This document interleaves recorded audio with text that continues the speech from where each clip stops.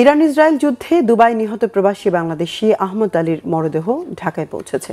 সোমবার সকাল 8টা 20 মিনিটে মরদেহ ঢাকার শাহজালাল আন্তর্জাতিক বিমানবন্দরে পৌঁছায়।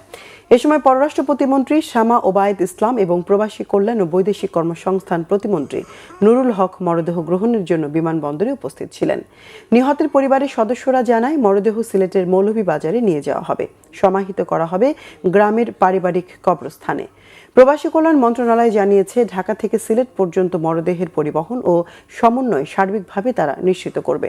আহমদ আলী দীর্ঘদিন সংযুক্ত আরব আমিরাতের আজমান শহরে বসবাস করতেন। ইরানের ছোড়া একটি ক্ষেপণাস্ত্রের আঘাতে নিহত হন তিনি। আমাদের সরকার পক্ষ থেকে আমরা যতটুকু আমাদের নাগরিকদের পাশে থাকা যায় সেটা আমরা করার চেষ্টা করছি।